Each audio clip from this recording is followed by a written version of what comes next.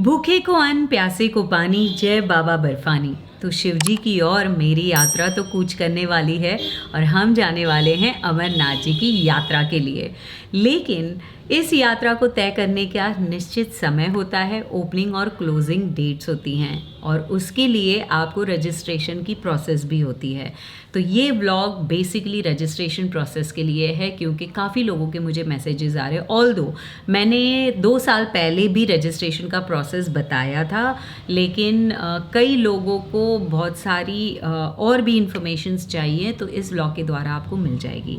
तो शुरू करते हैं। वैसे श्री अमरनाथ धाम की यात्रा के लिए आपको कश्मीर जाना होता है। आप 2 तरफ से यात्रा कर सकते हैं, बालटाल से या पहलगाम से। बालटाल से आपको करीबन 14 किलोमीटर का रास्ता पड़ता है और पहलगाम से करीबन 32 किलोमीटर का रास्ता पड़ता है बेस कैंप से। तो इसकी डिटेल तो आपको मेरे और एक जो व्लॉग बनाया है उसकी लिंक में दे देती हूँ, उसमें मिल जाएगी कि यात्रा का समय क्या करना है क्या नहीं करना है। लेकिन ये व्लॉग पर्टिकुलरली रजिस्ट्रेशन के लिए है। वैसे श्री अमरनाथ धाम की यात्रा के लिए आप ऑफलाइन और ऑनलाइन दोनों आप कर सकते हैं और उसके लिए परमिट्स लगते हैं, तो इसके लिए रजिस्ट्रेशन प्रोसेस होता है। तो मैंने ऑफलाइन रजिस्ट्रेशन किया है ताकि आपको सारी इन्फॉर्मेशन मिल जाए। Hello guys, this is Vaishali for the people by the people of the people. और फिर एक बार स्वागत है आपका। तो आप लोगों को तो पता ही होगा कि मेरी अमरनाथ की यात्रा को कितना लाइक किया गया था बालटाल से।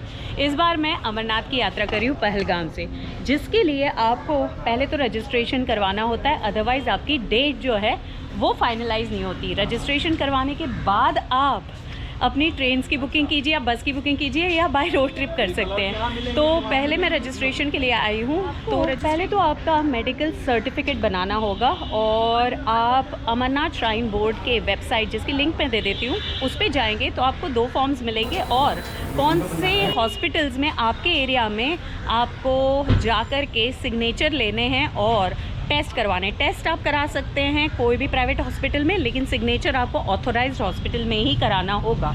तो मैं अभी तो हूँ पटना में, तो सिंस मैं पटना में हूँ तो मैं यहाँ पे जो कुछ 4 हॉस्पिटल्स हैं जिनके नाम दिए गए हैं, अब हर एक को तो ये फ़ायदे में नहीं रहेगा, तो मैं सिर्फ उतना बता दूँ कि गवर्नमेंट हॉस्पिटल्स की ही डॉक्टर से आपको सिग्नेचर कराने होते हैं कि हाँ आप जाने लायक है या नहीं है। चलते हैं। तो ये पहला फॉर्म हम फिल कर रहे हैं जो कि यात्रा परमिट का एप्लीकेशन फॉर्म है और दूसरा है compulsory health certificate for Shri Amarnath ji यात्रा। आपको हाई एल्टीट्यूड सिकनेस है, माउंटेन सिकनेस है, तो आपको नहीं जाना है।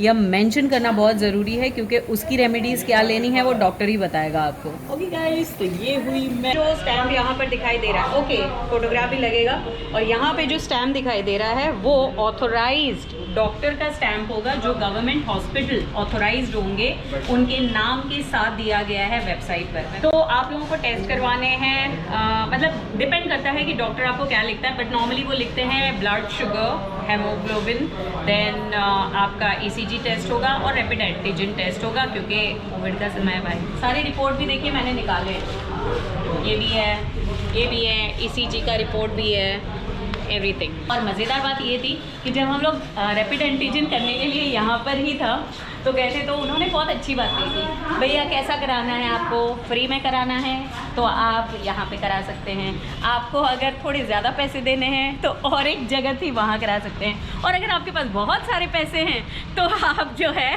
प्राइवेट में करा सकते हैं।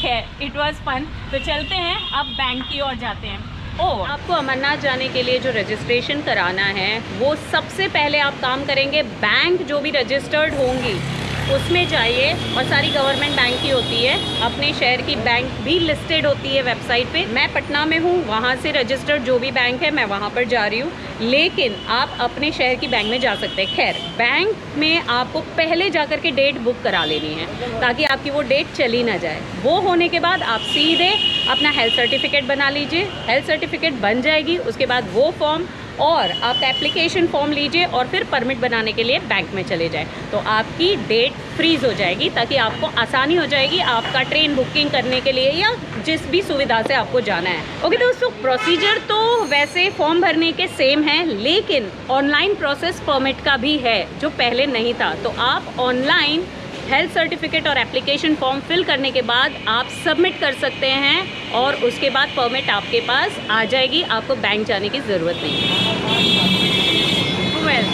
मैं सोचती हूँ कि जो गवर्नमेंट हॉस्पिटल्स दिए गए हैं, अगर जो भी यात्री हैं उनको यात्रा से पहले डिफ़िकल्टी नहीं होनी चाहिए, क्योंकि ये मैं दूसरी बार आ रही हूँ हॉस्पिटल में, मुझे सारे टेस्ट वेस्ट कराने थे और उसके बाद फिर यहाँ आना था।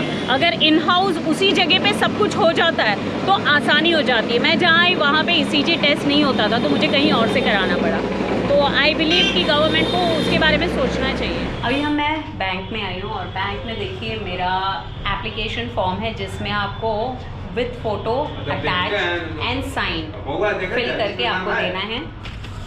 दूसरा हेल्थ सर्टिफिकेट फिल करके साइन जो हम लेकर के आए हैं, और इसके साथ आपको रिपोर्ट देने की कोई ज़रूरत नहीं है, और आपका आधार कार्ड। तो हम लोगों ने एप्लीकेशन फॉर्म, हेल्थ सर्टिफिकेट और आधार कार्ड ये सारा सबमिट कर दिया है बैंक में।